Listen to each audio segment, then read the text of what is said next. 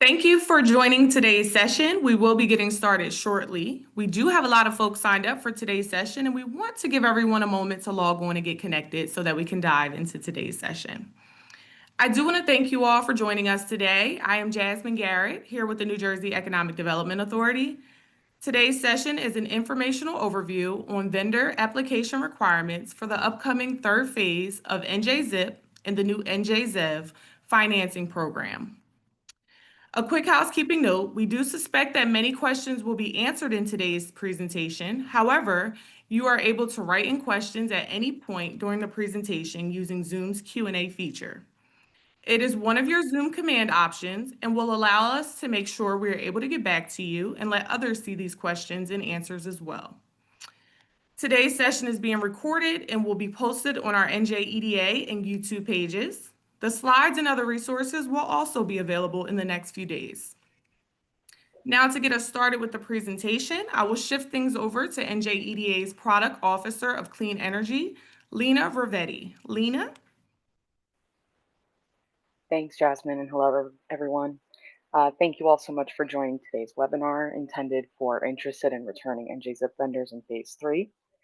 I know we have a handful of familiar vendors in the audience who I may have already worked with in Phase 2, but for those of you who do not know me, my name is Lena Ravetti, and as Jasmine mentioned, I'm a project officer on the clean energy team here at the NJEDA.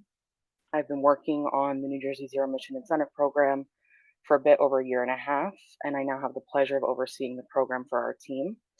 That said, I'm thrilled to be a part of the Phase 3 launch and excited to keep the momentum going from Phases 1 and 2. During this webinar, we'll be reviewing a number of topics so that everyone has the same baseline understanding going into the next phase of NJZIP. I'll be walking through some general background on the program for those who are not familiar, highlighting changes from Phase 2 throughout the presentation for returning vendors, and I'll be introducing a new pilot financing program, the New Jersey Zero Emission Vehicle Financing, or NJZEV. I'll start off with some NJZIP and NJZEV overview and basics. Then we'll dive into specific eligibility criteria for yourselves as vendors, as well as eligibility for purchaser applicants who would be your potential customers. Then we'll walk through an overview of the application process for yourselves as well as purchasers, go over some of the key responsibilities under the program, and then provide some reference materials to get you started ahead of application launch. Quick housekeeping reminder again, Miriam Salerno, who runs our Rutgers Help Desk, will be moderating questions throughout the presentation. And if there's enough time at the end, we'll have a Q&A session. Any unanswered questions will be included on our FAQs on the website. So definitely bookmark the NJZIP website if you have not already at www.njeda.gov/NJZIP. A recording of the presentation will be made available on the site for reference shortly following the webinar. And please note that right now, a majority of the information that's up on our site is still from Phase 2, which is still active, but we'll be updating Phase 3 information shortly, and a more in-depth purchaser webinar presentation will be announced at a later date. So with that said, we'll get into the program overviews. For those of you who may not be familiar with NJZIP, it's a voucher-style first-come, first-served program intended to reduce the upfront cost of purchasing one or more zero-emission medium or heavy-duty vehicles for New Jersey commercial, industrial, or institutional entities utilizing RGGI funding, otherwise known as the Regional Greenhouse Gas Initiative, which is a market-based cap-and-trade effort among 11 eastern states to reduce greenhouse gas emissions. So on February 24th, the NJEDA board authorized the use of $75 million of RGGI funds to launch a third pilot phase of NJZIP, which will be launched in 2 rounds of funding, and where half of the funds each round will be reserved for small business applicants that are located within overburden communities for 6 months after purchaser application launch.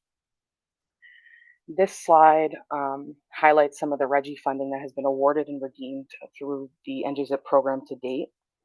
The figure on the right is a snapshot from the RGGI Climate Investments dashboard found online, which is an informative tool that allows you to filter by various projects, showing the location and avoided emissions from NJZIP funded projects to date, overlaid against the state's designated overburden communities map. As you can see, over $22 million have been successfully redeemed to date, having supported 228 new zero-emission vehicles on the road. And funding is still reserved in phase two, which is anticipated to support an addition of another 180 or so vehicles. The pie chart shows a breakdown of weight classes requested and approved from NJZIP purchaser applications in phase two. The program receives plenty of interest and funding has been subscribed quickly in the past. Phase three will build upon feedback received and lessons learned to date from phases one and two. However, one key area identified as a need for further support to some of our NJZIP recipients was financing to support the outstanding purchase price of the vehicles that were not covered by the NJZIP grant. And as such, a complementary financing program was approved alongside NJZIP Phase 3 in February. This program, NJZEV Financing, is a first come, first served low interest rate program for New Jersey commercial and industrial organizations seeking financing for all of the same vehicles eligible under ZIP. NJZEV is also funded by RGGI, and $25 million pool will be available for loans, which will provide financing for up to 100% of eligible vehicle costs. While this loan program can be used alongside NJZIP or independently, $15 million will also be set aside for overburdened communities for 1 year following purchaser application launch. Next, we'll get into specific eligibility criteria for vendors and purchasers. But first, I'd like to highlight some key changes from phase two that returning vendors should note while following along.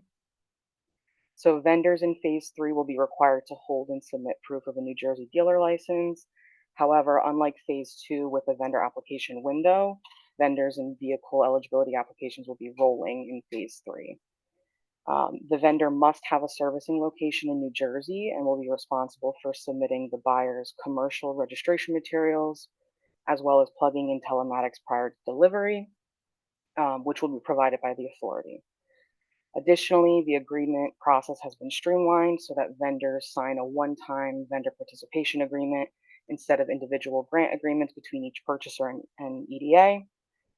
Signing the participation agreement would allow your entity and vehicles to be eligible under both NJZIP Phase 3 and NJZEV financing. Getting into definitions, an approved vendor would be the entity which sells eligible new zero-emission, medium, and/or heavy-duty vehicles to the purchaser or voucher applicant in this case. In phase three, all vendors will be required to reapply as eligible, and vendors must be a licensed dealer within the state of New Jersey and in good standing, which will be demonstrated by the submission of a New Jersey tax clearance certificate. Vendors must abide by and agree to the vendor code of conduct and sign the vendor participation agreement upon approval. Vendors are also responsible for providing registration support to purchasers, installing the telematics prior to delivery, and if applicable for NJZEV, recording a lien on behalf of NJEDA. So for more information on becoming a dealer in New Jersey, you can visit the New Jersey Motor Vehicle Commission website, but proof of such will be required for eligibility in phase three. This change was made to enhance program efficiency and address service concerns from purchaser applicants in previous phases. However, we'll be monitoring the effects of this adjustment, and should it not meet these objectives, may reconsider this eligibility criteria in a future phase. But once a vendor is approved as eligible, it's important to note that they'll be required to provide a valid tax clearance certificate listing NJEDA every 180 days as they expire, as well as answer an annual legal questionnaire to maintain eligibility as an approved vendor. So these ongoing document requirements and as well as the full terms will be outlined within the vendor participation agreement, which will be signed by the vendor after approval.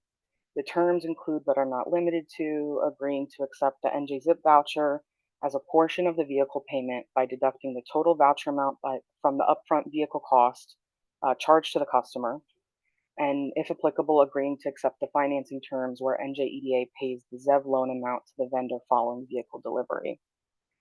The vendor will provide vehicles as quoted to the customers and submit disbursement documentation to the EDA no later than 18 months from the awardee's voucher or loan agreement execution date and provide documentation and related services necessary to support the operation of those vehicles. As a reminder, these are the vehicles supported by both programs. Any new, medium, or heavy duty vehicle between Class 2B to Class 8 by weight, including trucks, buses, vans, and specialty vehicles.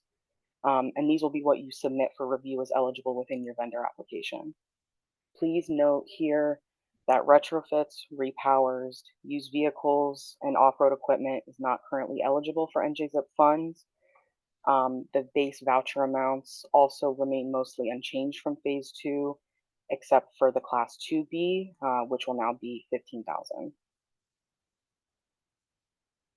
So eligible customers would include New Jersey commercial, industrial, or institutional organizations that are in good standing, again, which will be demonstrated by the submission of a valid New Jersey tax clearance certificate. Customers would be required to purchase one or more new zero-emission medium or heavy-duty vehicles and commit to maintaining registration and operation of those vehicles in New Jersey for 3 years following delivery. The buyer does not need to receive an NJZEV approval to be eligible for NJZEV. However, an NJZEV loan may be used to finance the remaining purchase price of a ZIP-funded vehicle. And also, please note that while institutional entities are currently eligible for ZIP funds, they are not currently eligible for NJZEV. So as mentioned previously, there are some set-asides for each program intended for the state's designated overburdened communities. The NJZIP pilot began in a handful of these communities in phase one and was then expanded for statewide participation in phase two. We've had fantastic participation by small businesses in these communities to date, and we look forward to seeing that same equitable access to these funds moving forward. So overburdened community applicants are determined by census blocks and can be checked via the EJ Map tool managed by the New Jersey Department of Environmental Protection. For New Jersey ZIP, 50% of the funds will be set aside for 6 months, and they're specifically for small business applicants whose business address is located in an overburdened community and who registers their vehicle to that address. For the purpose of NJZIP, small business is defined as having 25 or fewer full-time employees or less than 5 million in annual gross revenue. And then for NJZEV, the $15 million set aside will be for 1 year, regardless of the business size. So in addition to the base voucher amount for each vehicle class, purchaser applicants will also be eligible for additional stackable bonuses, and this is for ZIP specifically.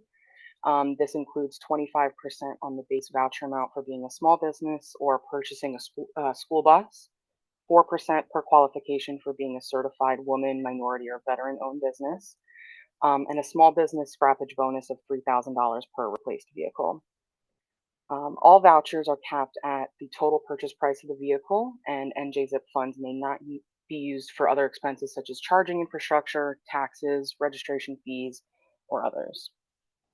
Purchaser applicants may apply for more than one vehicle within a single application, but only one vendor can be selected per application. Total voucher funding per entity, which is determined by employer identification number, may not exceed $3 million per round of funding. Phase one or two awards do not impact the $3 million cap. And a quick overview of the ZEV loan terms here. Loan sizes will be from $50,000 to $500,000 and cover up to 100% of the vehicle costs. Borrowers will be required to pass EDA underwriting evaluation before being issued a loan commitment letter, and the loan term will be for 5 years from the time of closing, which will be vehicle delivery. Funds are dispersed directly to vendors, similar to NJZIP vouchers, and the loans will have a fixed interest rate of half U.S. Treasury's 5-year rate, plus EDA's risk-based credit premium if applicable. This equates to about 2 to 5% based on current market interest rates, as the 5-year Treasury is running around 4%, and the EDA credit premium is about 0 to 3% on top of half of that number, depending on how strong the credit of the borrower is.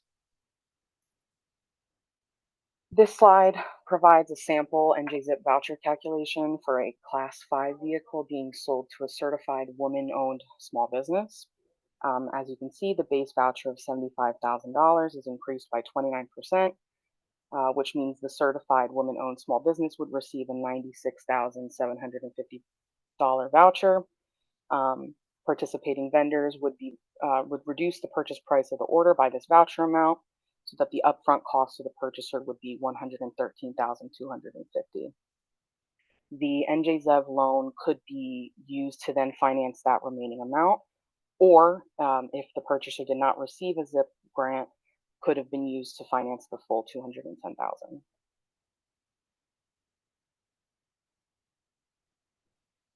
Next, we'll get into the basic application process for vendors and purchasers.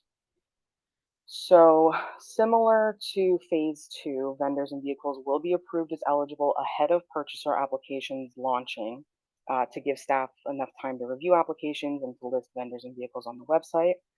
The vendor application date will be announced shortly, but we anticipate applications will open late May, early June. And as eligibility criteria has changed, vendors who were previously eligible will be required to resubmit applications for consideration in phase 3. Only applications received in the first month will be guaranteed as listed on our website prior to purchaser application launch. However, as noted previously, vendor applications in phase 3 will remain open and be accepted on a rolling base after updating the website periodically after that. So once the program is live, you'll travel to the NJEDA Online Application Center to start an NJZIP vendor application. You can create a login and then initiate an application, which will begin by asking some eligibility and contact information. Please note that these screenshots are from phase 2, but an updated vendor walkthrough will be made available on our website, which you'll be encouraged to follow as you apply.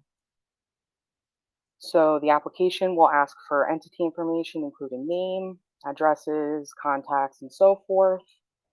You'll fill out standard eligibility information and provide standard documentation. Then you will create individual vehicle records along with providing standard information. As a vendor, you can submit multiple vehicle makes and models as eligible, but only one is necessary to be able to submit the application. You will then be asked to upload general eligibility documents, including the proof of New Jersey dealer license, the tax clearance certificate, in-state maintenance plan, as well as vehicle-specific documents such as images, spec sheets, standard warranty, and standard charging solutions. Finally, the legal questionnaire at the end is to be signed by a principal executive. You agree to be bound by electronic signatures and certify and submit the application with a $1,000 application fee. The EDA will review the application, and if approved, will send an approval notification with next steps to the vendor, who will then have to sign the one-time participation agreement with EDA. Once signed, the vendor and vehicles will be listed on the website and become available as an option to purchasers within the application.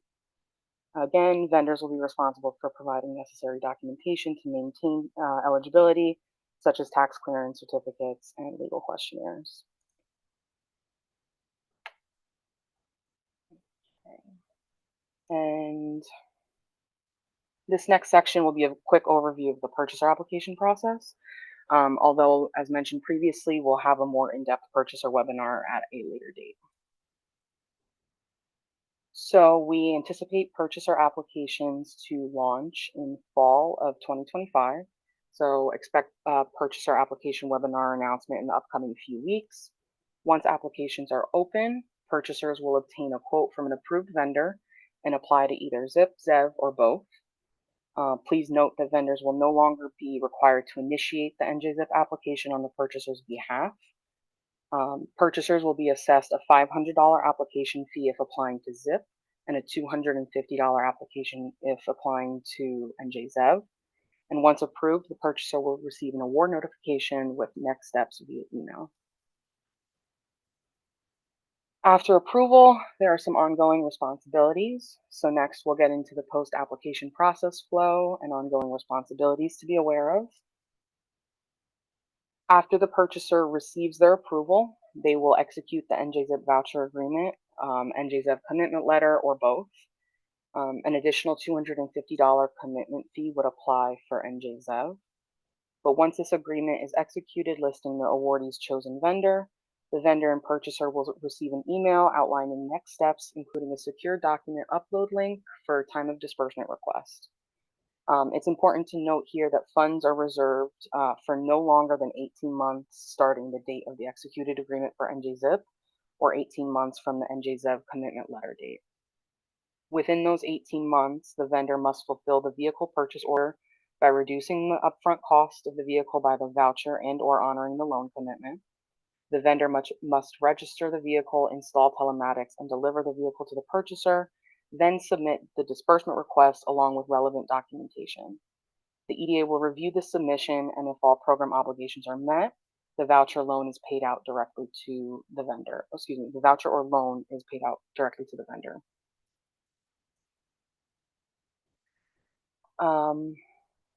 Ongoing responsibilities include responding to the authority's audit requests as needed, abiding by the vendor code of conduct and the vendor participation agreement. Vendors must deliver the vehicle, request disbursement, and submit documentation within the purchaser's 18-month voucher reservation term.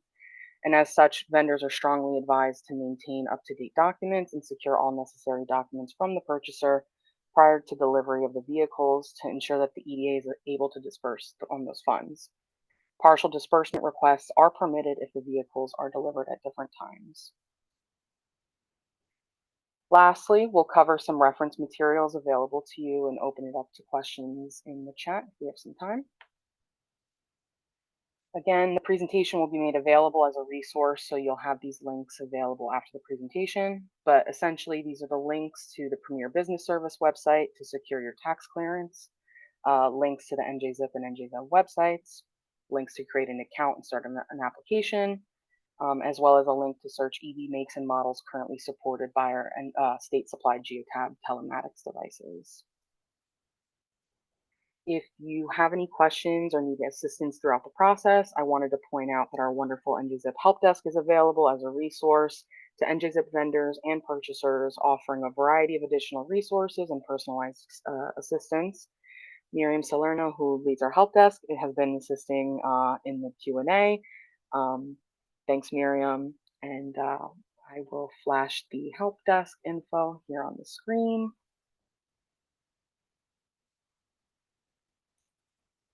And with that, I wanted to thank you again for your time today and open it up to any questions. Okay, great. So I flagged a couple of questions in the Q&A that I thought would be best to answer live so everyone hears the answers. So the first one is about sales tax. Is sales tax applied to the entire cost of the vehicle or the balance left after the voucher is applied? So NJZIP does not cover any part of the sales tax. So the sales would apply, I'm assuming, would be for the full The cost. entire cost of the vehicle. Yes. Yep. Okay. Great. And can you clarify if municipalities are eligible for the funds and how that works if you're a municipality? Yes. So for local government entities are eligible, at least for NJZIP. I would have to double check for NJZEV. However, state government entities are not eligible. Great, thank you, Lena. And then a question about the dealer license. We have someone in the chat who mentioned that a dealer license requires dealers to have a storefront location in the state of New Jersey. They are an OEM who sells directly to customers from a warehouse out of state. And they don't have a storefront, so therefore they're not eligible for a dealer license, and wants to get kind of clarification if that means that they would be excluded under this model. So as an OEM with a direct sales model for this round of ZIP would be excluded as being a vendor. However, that doesn't restrict them to working with eligible dealers within the state to list the vehicles Great. So the idea is that if you're an OEM, you can partner with the dealership to list the vehicles through that dealership. You don't have to have your own dealership. Correct. Okay, great. Okay, let's see what else is here. I know Andrew. Okay, and there's a question about this and the website links. Can I get a copy of this? It will be, Lena did mention it will be all on the website with all of the links that she just showed as well. Is this program available for transit buses and public transit properties? So transit buses would be eligible, but it would be dependent on the entity applying. Right, because you clarified the state agencies are not eligible. Right.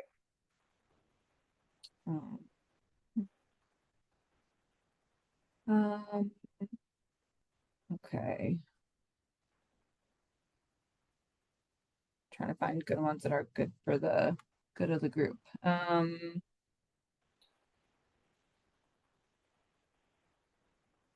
Okay, so this one, someone is asking about the timing of payment. I'll just gonna read it verbatim.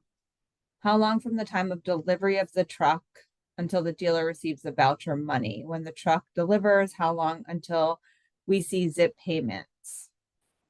Oh gosh, it keeps moving. Okay. If we are discounting the zip approval from the cost of the truck, dealers would be holding that debt. Yeah, so that is the intent of the NJZIP program, is to be able to reduce the upfront cost to the purchaser, and recognizing that there is some timing delay in that.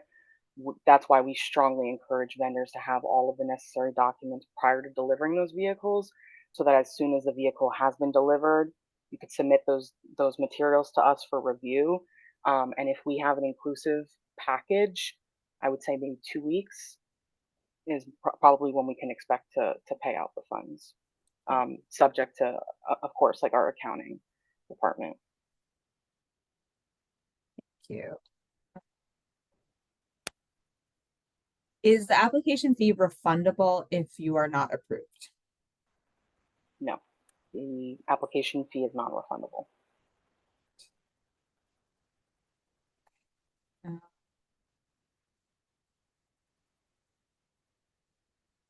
Can OEMs register products, or is that to be done by dealers? It's to be done by dealers, because dealers would be the ones eligible. So the dealer can represent multiple OEMs and can list multiple different vehicles as eligible. But yeah. Great. Okay. Oh, and there's a comment here from Magdalena at NJ Car. It's stating OEM should offer their contact data to EDA if they'd like to be contacted by a dealer. So do you want to, Lena, do you want to just talk, since Magdalena's not a panelist here, just about NJ Car? Sure. Yeah. So if you provide to us the list, like for OEMs who have vehicles currently listed, if you have information about the specs that you could share with New Jersey dealers, we'd be happy to share that information.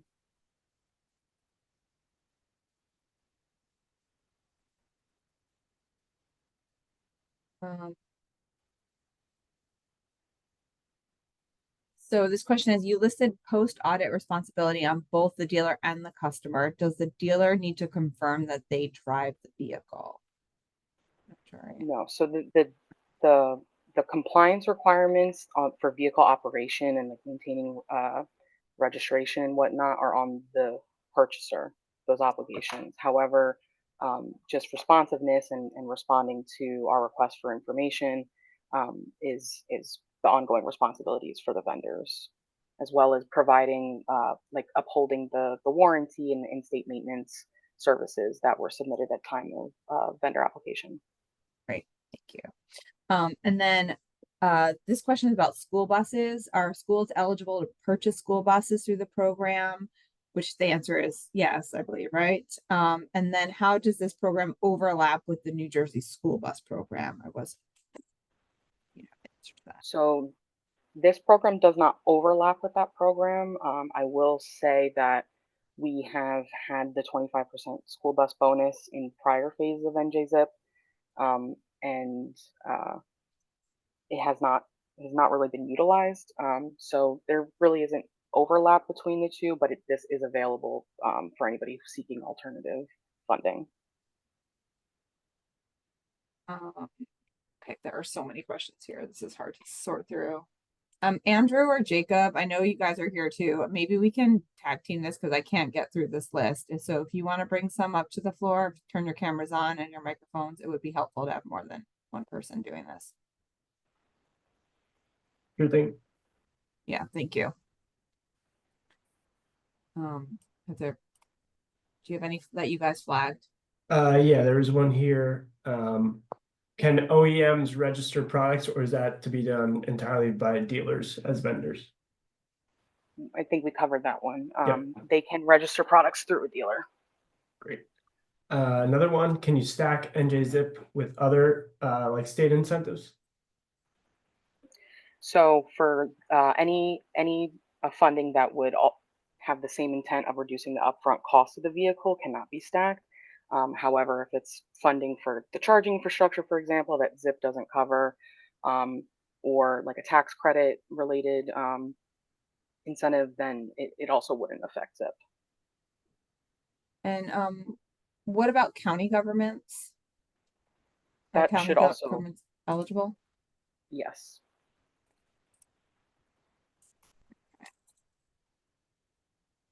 And then this one, I mean, there are brand new businesses as a purchaser eligible to participate. Brand new businesses as a purchaser, yes, as long as they can demonstrate the good standing via their New Jersey tax clearance certificate and they apply to the program, then they'll be considered for review.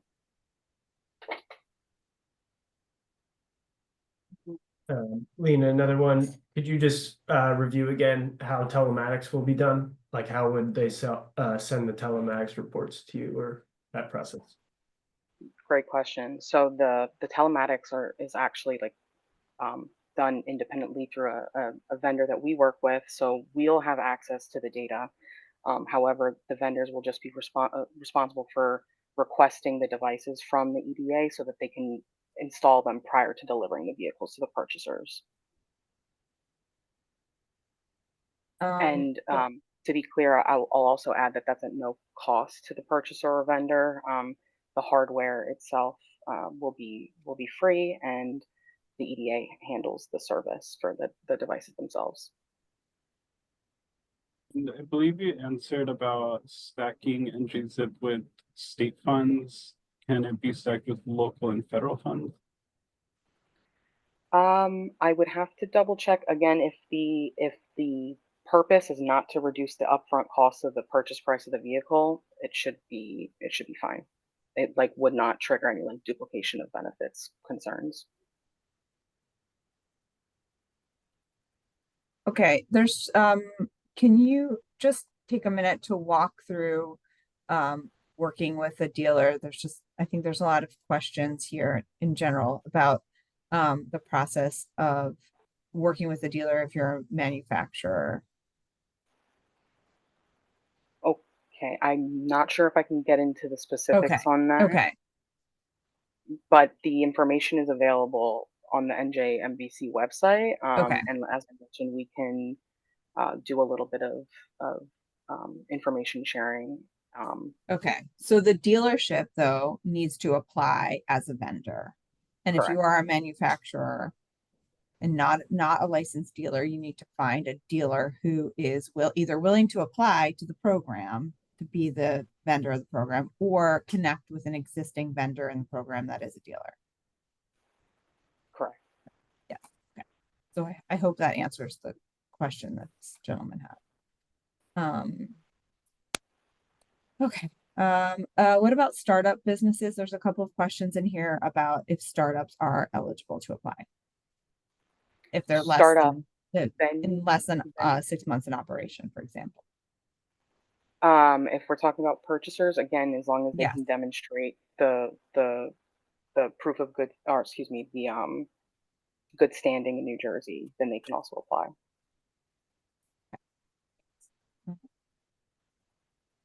There's a question, Lena, about vehicles that come with their own telematics devices already. How does that work with the telematics that that NJEDA provides? So if the vehicles have embedded telematics that are able to provide the exact same information that we would be requesting, then they will also be eligible. But the caveat there is that it would be at no additional cost to the EDA. There's a question here about are there limits to the types of street legal vehicles outside of minimum weight and zero emissions? So if the vehicle can be registered via the Motor Vehicle Commission, proof of registration will be required as like for the EDA to disperse on the funds. So the vehicle itself needs to be able to be registered commercially. And I will flag that vehicles for personal use are not eligible.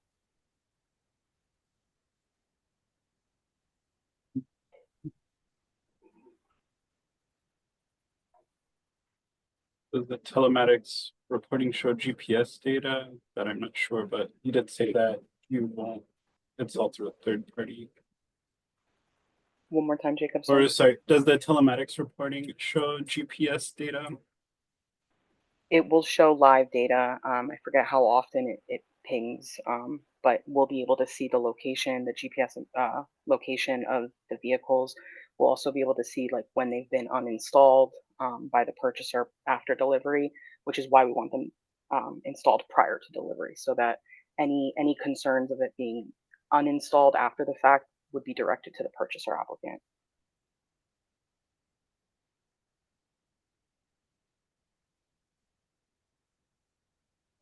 Approved vendors add the new vehicle list to get approved first before phase 3 opens.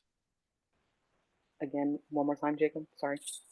Can approved vendors get the new vehicle list approved, like send the list to be approved before phase 3 opens? Yeah, so I think that'll touch on our initial 1 month application window for vendors. It'll be rolling, but in order to be listed on our website as an eligible vendor, as well as the makes and models that are available, we ask that you submit the application within the first month of them opening so that we have enough time to review and get them listed on our website. After that, once a vendor is approved, as well as the vehicles, which by the way, vehicles can be added after the fact. So you're not limited to the vehicles that you originally submit at time of application, but of course we recommend that you submit as many as possible initially. They'll be listed on our website, available under the phase 3 vendors and vehicles, which will be separate from the phase 2 vendors and vehicles, which will still be active to some of our participants.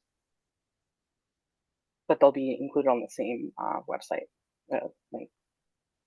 Okay, thank you. What qualifies a truck to be eligible for scrappage to receive the additional 25%? So the exact definition is on our website somewhere, but it's rendering like a 3-inch hole in the engine. There's a specific definition available that I could share, but essentially we need proof that the vehicle, that the old, medium, or heavy-duty vehicle was scrapped in order for the purchaser, the small business applicant purchaser, to receive that bonus.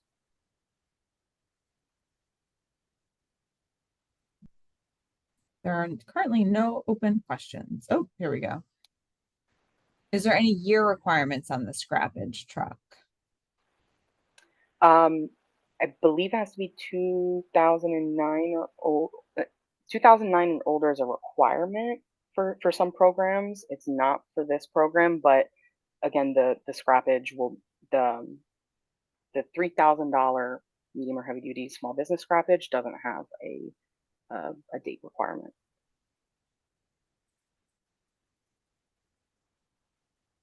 No open questions at this moment. Okay. Oh, here we go. Please answer the near zero emission vehicle question. Are battery electric trucks with Pony motors that assist in range, are they eligible? One more time. So this is asking about battery electric trucks with pony motors that assist in range, are those eligible for the program? If the entire vehicle is zero emission, I believe it would be eligible, but you must submit the vehicle itself, like inclusive of everything, like with the spec sheets, and as you're listing it, getting it approved on our site is what we would be reviewing.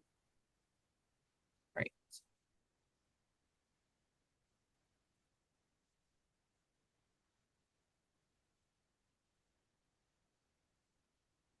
Okay, some more are coming in. Here we go.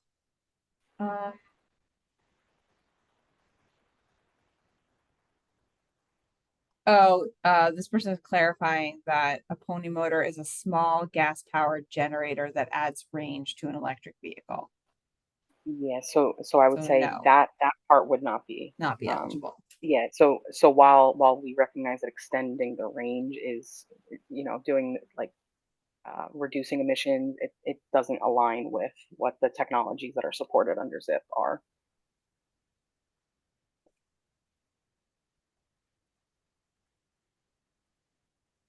Okay, and then some clarification around stacking. Did you say we can't stack if the other program offers a point of sale discount, but we can if they are a rebate? Is that what you said? This woman's asking. So I would have to look into the rebate specifically, but again, if the intent is to reduce the purchase price of the vehicle itself, the purchase price of the vehicle, then that would be a duplication of benefits issue that we would not be able to put ZIP funding on top of. However, if it applies to the taxes or the charging infrastructure or any of the funds that ZIP would not, or the ZEV loans would not, then stacking should not be a problem. Okay. So for example, if there's a rebate on installing charging infrastructure to support the vehicle, that's fine. Yeah. But if it's an additional rebate for the vehicle, that is not allowed. Correct. Okay.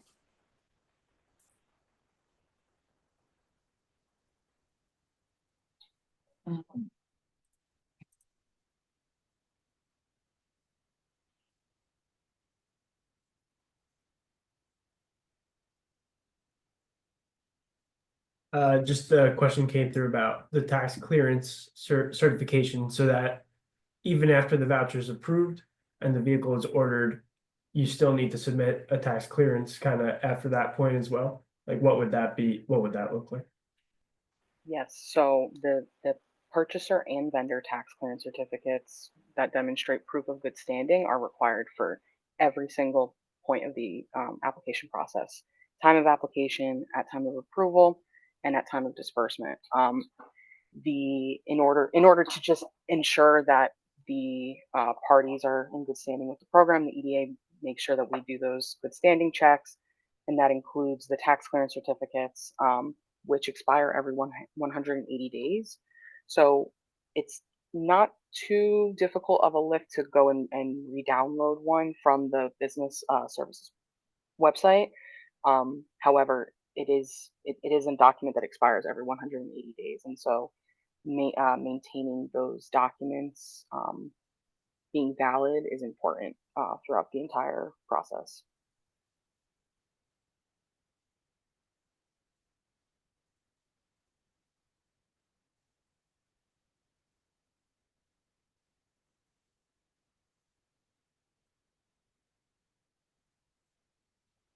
Any other questions? I don't have access to the chat, so Oh, there's yeah, sorry, there's a little bit of a lull.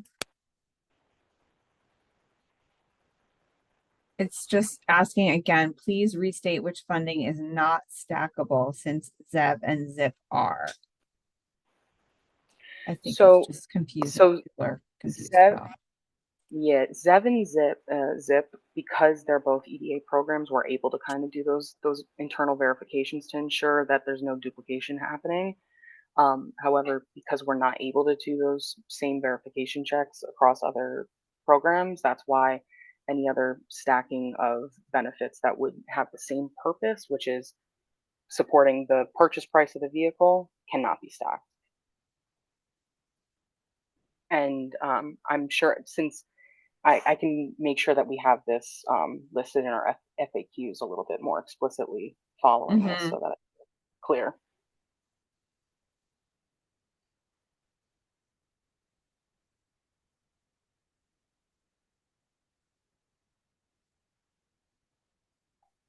And then did you have a slide that had the timeline of the vendor registration opening with, and then leading into the purchaser application opening? Just, So again, we don't have any dates finalized, Yeah. but we are anticipating vendor applications will be launching late May, early June of 2025. And then hopefully we'll have a vendor webinar late summer, a purchaser webinar late summer, so that applications can launch for purchasers in the fall. Great. And that would be the first round of NJZIP funding and the ZEV financing program as well. There's a question about how many units, I'm guessing they mean by vehicles, can you submit per vendor application? Is there a cap to that? There's no limit as far as I know in terms of like from the developer side of things. So yeah, just one vehicle is required to submit the vendor application, but there's no limit to the number of vehicles that you can get approved. And it's one application for all the vehicles.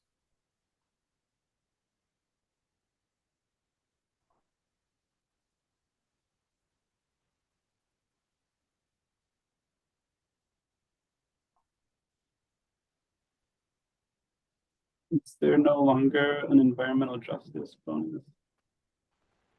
So there's no longer a bonus. However, to maintain the Reggie funding's priority for those communities, that's why we have the set aside.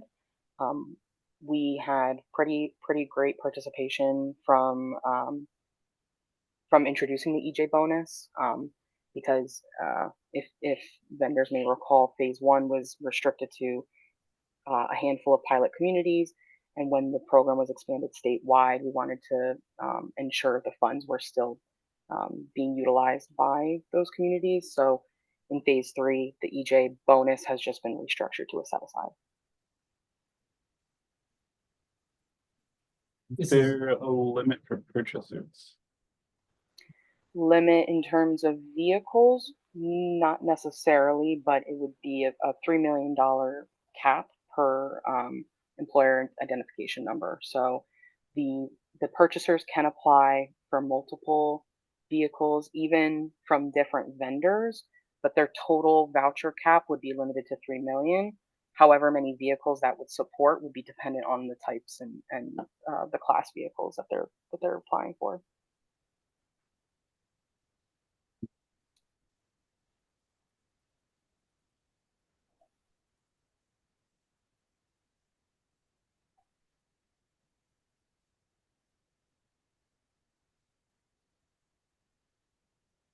there are no more questions at the moment right now, so see if anything else through. Well, of course, if any come up, Do you we want to have just our- put our the help desk contact information back up on the screen for a second? So there we go. Yeah. In case questions come up, we can funnel them. We can funnel them through the help desk. We can, if we can't answer the questions directly, we will get information from EDA. So take note of the email address, phone number. We do have somebody on call Monday through Friday, 9 to 5, to answer your calls. If we miss your call, we will call you back within 1 business day. So feel free to give us a call if that's easier.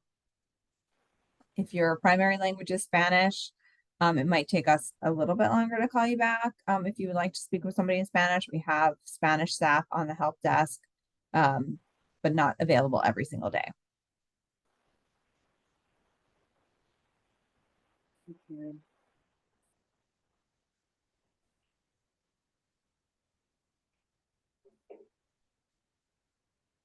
That's it.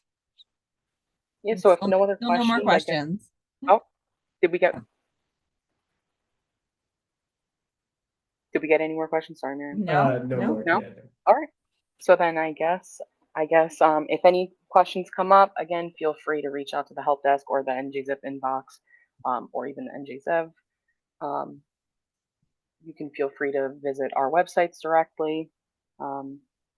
With that, I guess I can hand it back over to Jasmine. Yeah. Just want to thank everyone for attending today and have a great day, everyone. Thank you.